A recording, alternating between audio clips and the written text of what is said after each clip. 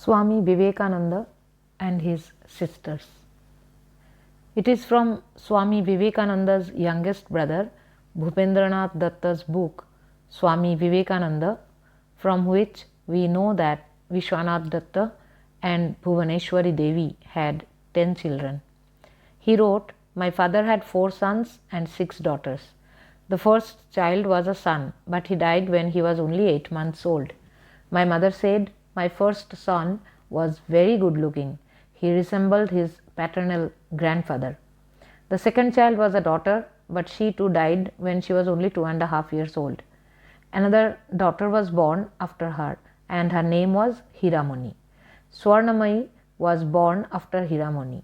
After Swarnamayi, Narendranath was born. After Narendranath, another daughter was born, but she died when she was barely 6 years old. After her, 2 daughters, Kiranbala and Yogendrabala, were born. Another son, Mahendranath, came after these 2 daughters. I am his younger brother, Bhupendranath. I was born on Saturday, 4th September 1880. Mahendranath Datta wrote Haramoni instead of Hiramoni in his Bengali book Swami Vivekananda's Balla Jivani. In Swami Gambirananda's Bengali book Yoga Nayak Vivekananda, Volume 1, we find both names Haramohini and Haramoni. From Bhupendranath's book, we know that ultimately 3 brothers and 4 sisters survived to adulthood. The 3 brothers, Narendranath, Mahendranath, and Bhupendranath, are familiar to all, but far less is known about the 4 sisters, Haramoni, Swarnamoyi, Kiranbala, and Yogendrabala. Their lives remain a mystery. Out of the 4 sisters, 2 sisters killed themselves in their in-laws' homes. Shankar, a writer, wrote, "It is not clear whether the daughters were married when their father Vishwanath Datta suddenly passed away. It is also not clear who took the initiative to get them married and how their marriages were financed. Moreover, it is mysterious and sad that not one but 2 sisters died prematurely at a very young age. Their younger sister, Yogendrabala, went from Shimla locality of Calcutta and committed suicide in the distant hilly region of Shimla at her husband's home. But the details of the second sister, who also committed suicide, remain a mystery." Regarding this, the writer has written in another book. Once Swamiji told Swami Yogananda at Balaram Bose's home, "Do you know why all of us possess so much wisdom? Because we belong to a family of suicides. Many have committed suicide in our family. We are a crazy lot. We don't care about keeping accounts. We do whatever we have to do impulsively." Of Swamiji's 4 sisters, the readers know only about Swarnamoyi from Swamiji's biography. When Bhuvaneshwari Devi received the news of Swamiji's passing away while staying at her Shimla home in Calcutta, she went with Swarnamoyi's eldest son, Braja Mohan Ghosh, to Belur Math to see her sannyasi son for the last time. Swarnamoyi died when she was 72 years old. From the details recorded by Swarnamoyi Devi's grandson Samir Ghosh, who was 74 in 2017, we learn that Haramoni, Swarnamoyi, Kiranbala, and Yogendrabala had married into families in Khadiap village, Howrah, Jora Shako, Kolkata, Sonarpur, 24 Parganas, and Panihati village, 24 Parganas, respectively. Swamiji's third sister, Kiranbala, passed away soon after her marriage when she was 18 years old, after giving birth to her only son, Yatindranath. His fourth sister, Yogendrabala, died by suicide by hanging herself in the government quarters in the hills of Shimla. This is mentioned in almost all the biographies of Swamiji. Finally, about his eldest sister, Haramoni's death, the Bengali book Swami Vivekananda's Shardha Shato Barshe Howrah Jela Tatha Amta, written by Ratan Bhattacharya, a descendant of Mahesh Chandra Nyayaratna, says Swamiji's sister, who got married into the Basu family of Khadiap village in Howrah district near Amta, committed suicide after giving birth to a daughter. The Basu family declared that she committed suicide by taking poison, but the villagers said that she was strangled to death and was buried in the landlord's garden. Although the book does not mention her by name, this sister was definitely Haramoni because no other sister had in-laws in Khadia village. Haramoni. Haramoni was Swamiji's eldest sister. What we know about Haramoni, we learned from Ramendra Basu in 2012 when he was 90 years old. Haramoni may have been given that name due to the premature deaths of her brother and sister. Haramoni was born in 1858. She studied in Bethune Collegiate School in her childhood. She was also good at needlework. Being the eldest child in the family, she was loved by all. When Haramoni was only 10 years old, her father started looking for a suitable groom. A lecturer of Sanskrit college, Mahesh Chandra Nyayaratna, stayed at Fadia Pukur in Shambazar. A close relative of Vishwanath Datta also stayed there. Since Vishwanath used to visit him, he got acquainted with Mahesh Chandra. One day while talking with Mahesh Chandra, Vishwanath asked him if he could help him find a suitable groom for Haramoni. Mahesh Chandra told him that in Khadiap village near Amta, both landlord Surya Kumar Basu and his son Makhan Gopal were his students. Makhan Gopal was handsome and earned well from working in a mercantile farm.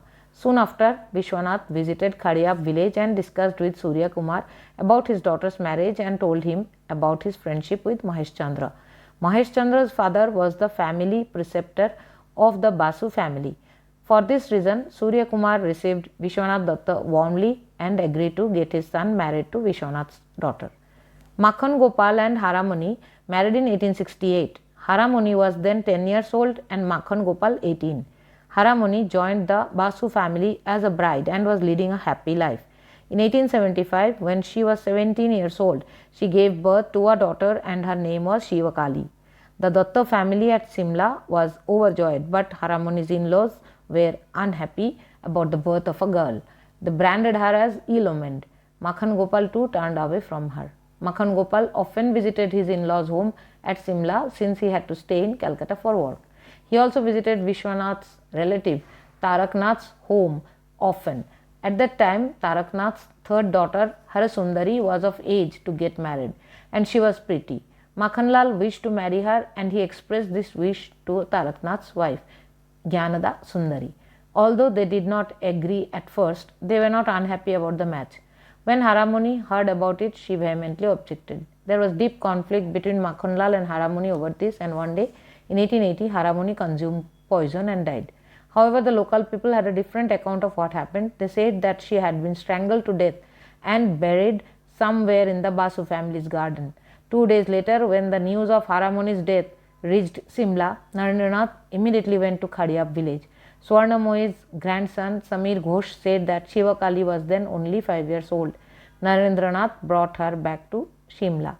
A few months after Haramoni's death, Makhan Gopal married Harasundari, but they had no children. Shivakali grew up in her mother's home. Bhuvaneshwari Devi arranged her marriage into the Datta family of Chinchura. Her husband was employed in a government office. Shivakali had a daughter, Bhimala, and a son, Manilal. Bhimala was married in Shalkia, Howrah, and had 2 daughters, Anupama and Nirupama. Swamiji's youngest brother, Bhupendranath, had stayed in touch even with the 3rd generation of Haramonis. When the government started taking over their land, the Basu family decided to donate a part of their land, pond, garden, house, and other properties to the Ramakrishna mission. They had sent a letter to them too, but the mission was reluctant to take over. However, in 1995, they finally donated it to Sri Ramakrishna Prem Vihar. At present, there is a Sri Ramakrishna temple, garden, school and library on that spot. The local people are grateful to visit this place which Swamiji had once visited. Swarna Moi. Swamiji's second sister, Swarna Moi, was born in 1860. She too studied in Bethune Collegiate School. Most of what we know about her was gathered from her grandson, Samir Ghosh. When she was 10 years old, she got married to Hari Mohan Ghosh of Balaram De Street, Jorashako. Their ancestral home was on the other side of Chatu Babur Bazar. Hari Mohan and Swarna Moi had 9 children, 4 daughters, Rajalakshmi, Saraswati, Yadumani and Basumati, and 5 sons, Brajo Mohan, Neelmoni, Surendranath, Gopal Krishna and Kanailal. From childhood, Brajo Mohan stayed in his mother's home. Hari Mohan had a business and was financially self-dependent. Gopal Krishna's son Samir Ghosh heard from his family seniors that Swarnamoyi used to perform Satyanarayan Puja at home every month and invited everyone in the neighborhood. She would make them sit and feed them prasad. She was very compassionate towards the poor orphans. Every month she would take a dip in the Ganga and offer money to the sadhus and beggars. She said Mother Lakshmi's grace is bestowed on the home if money is offered to sadhus and beggars. Swarnamoyi and her sons always helped Bhuvaneshwari Devi whatever necessary. In 1901, when Swamiji took his mother on a pilgrimage to Chandranath in Bangladesh and Kamakhya in Assam, Swarnamoyi accompanied them. Swamiji loved shukto and the spicy preparation of koi fish. When Swamiji was in Belur Mutt, Swarnamoyi's son took those items to the mutt often. Since they were sent by Swamiji's elder sister, the sadhus ate them with great joy. Every year, Swarnamoyi donated money to Belur Mutt after the birthday celebrations of Sri Ramakrishna, and as long as she lived, she tried to be present for the celebrations. Another sister was born after Swarnamoyi, but she died in her childhood. For this reason, Swarnamoyi said, Naren Amar Koler Bhai, Naren was born after me. Swarnamoyi had faith in God, was upright and spoke very sweetly. She passed away in 1932 when she was 72 years old. Kiran Bala. We know about Swamiji's third sister Kiran Bala from her grandson Pratap Chandra Basu, who was interviewed in 2014 when he was 84 years old. Kiran Bala was born in 1865. She studied in Ambagan Mission School. She was born just after Narendranath and therefore he was very affectionate towards her. Naren teased this sister and also had great fun with her. Kiran Bala could sing very well and was invited to sing at every function in the locality. Vishwanath Datta was acquainted with the High Court head clerk Harish Chandra Basu, who stayed in Sonarpur. During a conversation, Vishwanath Datta got to know that Harish Chandra was looking for a bride for his nephew, Gopal Basu, who was a school teacher. Ever since Gopal lost his father in his childhood, he was brought up by Harish Chandra. Vishwanath met Gopal and arranged Kiran Bala's marriage with him. In 1874, Kiran Bala was married to Gopal Chandra. Kiran Bala was then 9 years old and Gopal was 19. For a long time, Kiran Bala had no children. For this reason, she was tormented by her relatives and neighbors. She was not allowed to participate in any celebration at home. She suffered mentally and due to this, she became absent-minded, forgetful and struggled to sleep. Gopal Chandra consulted a doctor and under his advice, she was given the responsibility of raising an orphan girl. Kiran Bala became well by looking after this 1-year-old child, Annapurna. When Annapurna was 3 years old, Kiran Bala became pregnant. In 1883, after giving birth to a son, Kiran Bala passed away. Kiran Bala's son's name was Yatindranath. He spent the major part of his life with his maternal grandmother at Shimla. Yatindranath had heard about an incident related to Kiran Bala from Mahendranath Datta. Kiran Bala was not at all well at that time and Gopal Chandra had left her with her mother at Shimla. One day, Sri Ramakrishna entered their home. He squatted and was in spiritual ecstasy and held his dhoti pressed under his arm. When he regained his normal state, Bhuvaneshwari Devi took Kiran Bala by his side and said, Thakur, she is in great mental stress. Please bless her that she may give birth to a child. Kiran Bala touched Thakur's feet and paid obeisance. Suddenly Thakur jumped up and said, What have you done, mother? Jai Ma, Jai Ma. Everything will happen. Don't worry. Everything will happen. Everybody thought that to be some crazy talk, but he was correct. Sri Ramakrishna jumped up because he was aware about Kiran Bala's approaching death and being aware about Kiran Bala becoming a mother to a child. He said everything will happen. Bhupendranath Datta has written that she lived only for 16 years, but Kiran Bala's descendants have said that she died when she was 18 years old because Yatindranath was born in 1883. Yogendra Bala. Yogendra Bala was Swamiji's youngest sister. She was born in 1867. After her, Mahendranath was born in 1869 and Bhupendranath in 1880. Yogendra Bala was loved dearly by all brothers. About Yogendra Bala, Bhupendranath said, the girls of our family used to send handicraft products to be exhibited at the Hindu Mahamela. In 1880, Yogendra Bala made a beaded chain and sent it to be exhibited at the Hubert exhibition and won a medal for it. She learnt English from Kamini Shil, principal of Bethune College. Mrs. MacDonald, lecturer, MacDonald's wife, used to come and teach her. Though Yogendra Bala could not study further, she read books regularly in Bengali and English at home.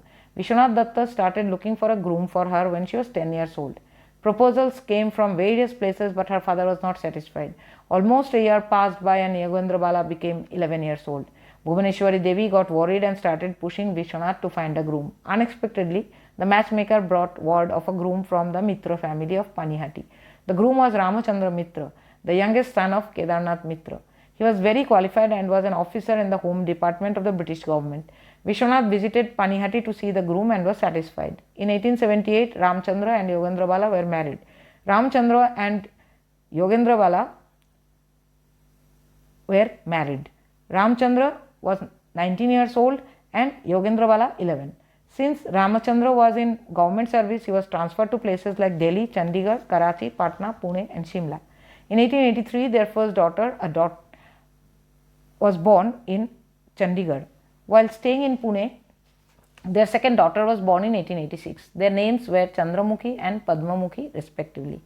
Yogendra Bala could not accept things like different cultures and customs easily. Since Ramchandra held a high post in his office under the British government, he often had to attend various British functions to which Yogendra Bala was also invited.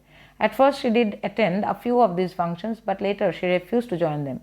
Ramchandra was left to explain her absence. In this way, husband and wife started growing apart. Yogendra Bala could never tolerate drinking wine. For this reason, there was trouble between the two. In 1890, when they were staying in Shimla, their differences reached such a level that Yogendra Bala killed herself by hanging herself in the kitchen of their government quarters. Chandramukhi was then 7 years old and Padmamukhi only 4. When news of Yogendra Bala's death reached Calcutta, Mahendranath went to Alambazar Mutt and informed the sadhus there. Swamiji and Swami Saradananda were then in Almora. The sadhus in the mutt decided that Swami Saradananda should convince Swamiji to return to Calcutta because Bhuvaneshwari Devi was fainting repeatedly from sorrow. According to the advice of Swamis Ramakrishnananda, Shivananda, Niranjanananda, Yogananda and Premananda, Mahendranath went to the Howrah station and sent a telegram to Lala Badri Shah's address in Almora. Later, Swami Yogananda and Premananda went along with Mahendranath to his home to console his grief-stricken mother. Swamiji was happily staying in Almora, but hearing the sad news, he was filled with sorrow. From this incident, Swamiji became aware of the miserable condition of women and his heart cried in protest. A few months after Yogendra Bala's death, Ramchandra was compelled to marry again to bring up his 2 daughters. His second wife, Amodini Devi, was Girish Chandra Rudra's daughter. He lived in Mahesh, Hugli. Ramchandra did not permit his daughters to go to their mother's home after his wife passed away. They stayed with their stepmother. Chandramukhi got married to Yogesh Chandra Nagachaudhuri of Arbalia village, 24 Parganas, and Padmamukhi got married to Kiran Chandra De of Kalighat. From his second wife, Ramchandra had 2 daughters, Shalila Bala and Sushila Bala, and 2 sons, Satkari and Shishir. Salila Bala got married to Devendranath Ghosh of Bodishal and they had a daughter, Shanti. Shanti was a freedom fighter and would introduce herself as Swamiji's granddaughter. Satkari pursued higher studies and taught in the anthropology department of Bangavashi College. He was a bachelor, did social service and was a freedom fighter. He was elected as director of Panihati locality. Shishir was employed in government service after completing his higher studies. He was elected chairman of Panihati Corporation twice. Ramchandra passed away in 1906. Since Bhuvaneshwari Devi lost her daughter, she had to find out about her granddaughters from other people. Her son-in-law visited her along with his second wife and children. Helpless Bhuvaneshwari Devi treated them warmly and with immense patience. She accepted Amodini Devi like her own daughter and poured her heartfelt love on Yogendra Bala's 2 daughters and Amodini's 3 children when they called her Didi Ma. It is surprising that Amodini's son Satkari's qualifications, thoughts, social service, politics were all redolent of Swamiji's as well as Mahendranath and Bhupendranath's. He had spent most of his time with Mahendranath at Shimla. Every member of Ramachandra's 3rd generation had maintained cordial relations with Swamiji's brothers. It was Ramachandra's great grandson Alok Mitra who recounted all he knew about Yogendra Bala in 2017 when he was 68 years old. He had heard from Satkari Mitra that Vishwanath Datta and Swamiji had made several visits to their Panihati home. In his letter to Ramachandra from America, Swamiji had included words of encouragement for Yogendra Bala's daughters regarding their studies. Satkari Mitra had recorded Yogendra Bala's meeting with Sri Ramakrishna in his diary. He wrote, "Once Sri Ramakrishna visited Swamiji's home at Shimla and was immersed in kirtan. Suddenly he merged into divine ecstasy. When everybody cried out for a hand fan, Bhuvaneshwari Devi gave a palm leaf fan in Yogendra Bala's hand and said, "Go and fan Thakur." As instructed by her mother, when she started fanning Thakur, the assembled devotees made place for her. Some time later, as he emerged from his divine ecstasy, he glanced at Yogendra Bala and said, "Mother, you have a yogi's eyes. You have already consumed all your sins. Can you give me some water, mother?" Immediately, Yogendra Bala went inside and fetched water in a stone glass which she placed in Thakur's hands. Thakur held the glass and sipped a little. She took the glass from Thakur's hand and came away. In the end, everybody paid obeisance to him, and Yogendra Bala also did the same. When she touched Thakur's feet, she felt a divine sensation flowing through her body.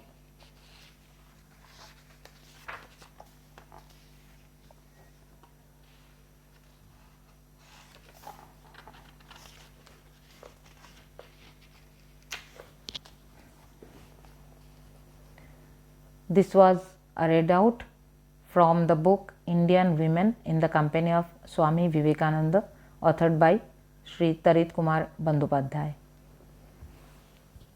Hari Om Tat Sat. Shri Ramakrishna Arpanamastu.